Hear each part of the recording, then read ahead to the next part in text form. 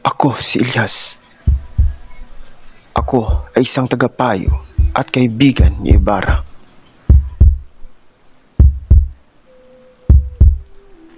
Bagamat misteryoso ang aking pagkatao, ako na may mayroong malawak na kaalaman sa iba't ibang larangan tulad ng pilosopiya, kasanayan at politika.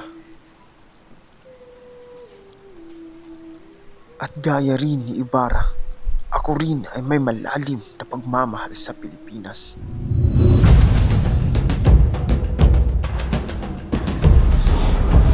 Ang bayan ko, kailan ka ba magiging malaya?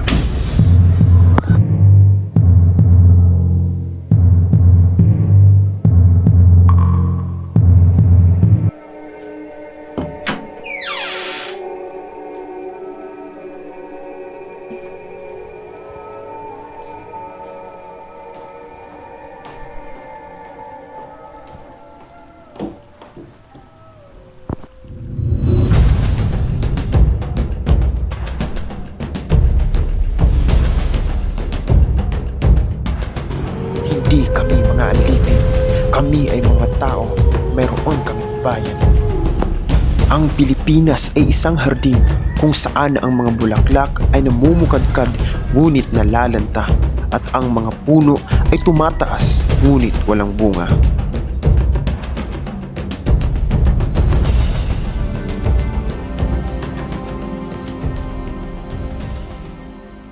Si Ilyas ay sumasagisag sa pag-asa, katapangan at pagtitiis. Siya ay may lihim na kontribusyon sa mga Pilipino sa pagkamit ng kalayaan. Nakatha ni Rizal sa nobela. Isa sa tinitingnang rason kung bakit ginawa ni Rizal ang karakter ni Ilyas ay upang maging ehemplo ng mga Pilipino sa pagpapakita ng katapangan at pag-igting sa kalayaan, pagpapahalaga sa edukasyon at pagmamahal sa bayan.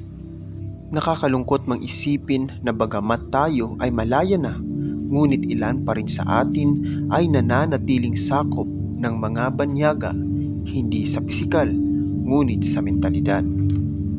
Patuloy nating labanan ang kaugalian at mentalidad na nagmamaliit sa atin. Di na natin kailangan ng digmaan pa, pagkos tamang kaisipan at patuloy na pagsusumikap sa kaunlaran.